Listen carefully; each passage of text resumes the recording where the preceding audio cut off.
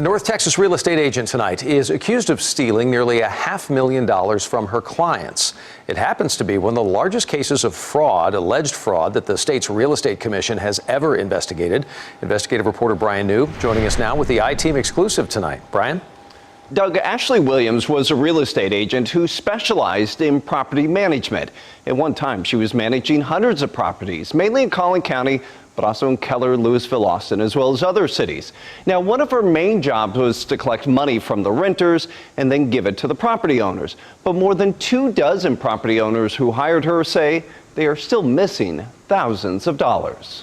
When you meet Ashley Williams, she was very charming. Her clients say it's easy to be impressed. She seemed really on top of her game. She seemed really excited about doing it. And so they hired the young, seemingly ambitious real estate agent to manage their rentals. She goes in, she deals with all the tenants, she collects all the rents, leases properties out, coordinates all repairs. But starting in the summer of 2017, property owners say Williams stopped sending them the rent money she was collecting. I mean, I was very sympathetic at first. But she seemed really nice. But when Erica and Ron Ward began pressing Williams about the money, she then started into her excuses of, I'm in the ER, or I have the flu, or I just got home, or I'm not in the office. Lee Warren also heard the excuses. A lot of the things that she kept telling me, whether it be text, phone, or email, it was all lies. The CBS 11 I-Team found 26 property owners who claim Williams owes them money,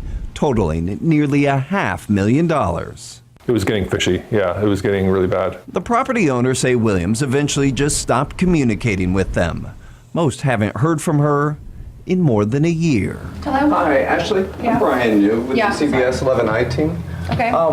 Several of your clients have reached out to us saying they've had a tough time getting a hold of you. I'm not making any calls right now. You're not making any attorney. We eventually tracked Williams down at her home in Aubrey, hoping to get her side of the story. A lot of them said that you still owe them thousands of dollars. No. So I'll give my Are attorney. you still working as a property manager? No, sir. You're not? I don't work. Okay. No. What would you say to them, though? Okay, so this conversation's done. You can talk to my attorney. And so we did, but when we reached Williams's last attorney on record, he refused to comment. Frustrating doesn't even cover how much this has bothered me. For the past 2 years, Warren says he's been trying to get Williams to pay him the $40,000 he says she owes him. All the while, he says it's been hard not to notice her and her husband's social media posts, the pictures of the fancy dinners, the vacations, and the boat, with the caption, "Heading home with the new toy."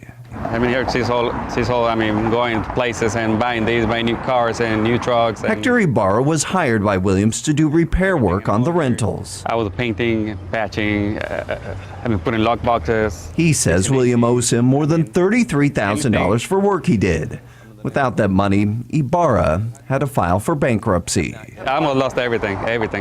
In May, the Texas Real Estate Commission revoked Williams' license, citing her with 68 violations and issuing an unprecedented fine of $122,000, the largest fine the commission has handed out in years. Some property owners were able to recover part of their losses through the commission's recovery fund, but most said their only chance at getting their money was to sue.